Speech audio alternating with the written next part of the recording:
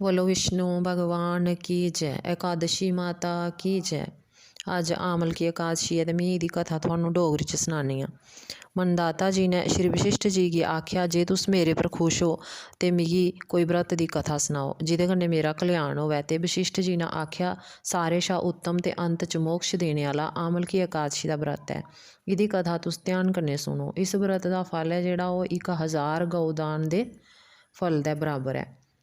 ते एह् मैं थोनू एक पौराणिक कथा सनाना। एक वैदिक नगर हा जिहदे च ब्राह्मण वैश्य छत्री शूद्र चारों वर्ण के लोग बड़े आनंद कन्नै रौंदे हे।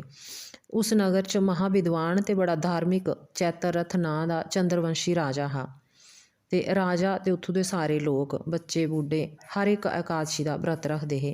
ते एक दिन आमल की एकादशी की राती गी सारे लोग किट्ठे होइयै मंदर च पूजा करा दे हे। ते उत्थे एक महापापी दुराचारी बहेलिया भी आई गया। वह भी कथा सुन लगी पिया। ते उन्न भुखे त्रिहाए दी कथा सुनी ते कन्नै जागरण किया। ते सवेरा होंदे गै उन्न अपने प्राण छोड़ी ओड़े।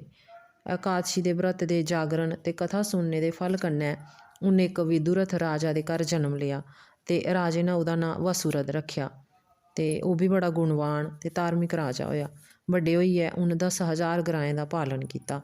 ते एक दिन राजा शिकार खेडते खेडते जंगल च रस्ता भुल्लिया ते एक बूटे दे थल्ले सेई गया।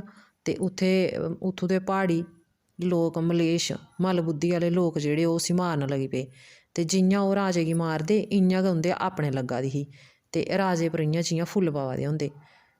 ते उसलै राजे दे शरीर बिच्चा इक दिव्य इस्त्री प्रकट होई जेह्ड़ी बड़ी सुंदर ही ते अक्खियें चा जियां अग्ग निकला दी होंदी।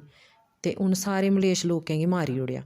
ते जिसलै राजे गी जाग आई ते ओह् सोचन लगा ते इनें सारें गी कुन्न मारेआ ते मेरी रक्षा कुन्न कीती। ते चिरै गी आकाशवाणी होई भला विष्णु भगवान बगैरा तेरी रक्षा कुन्न करी सकदा। ते राजे ने विष्णु भगवान गी नमस्कार किया। ते राजा वापस आइयै अपने नगर च आइयै सुखपूर्वक राज करन लगी पिया। ते महर्षि वशिष्ठ जी आखदे ये सब आमल की एकादशी के व्रत का फल हा। जेड़े इस एकादशी का व्रत करते हैं उनेंगी सभनें कम्में च सफलता मिलती है ते अंत च विष्णु लोक की प्राप्ति होंदी है। बोलो विष्णु भगवान की जय। एकादशी माता की जय।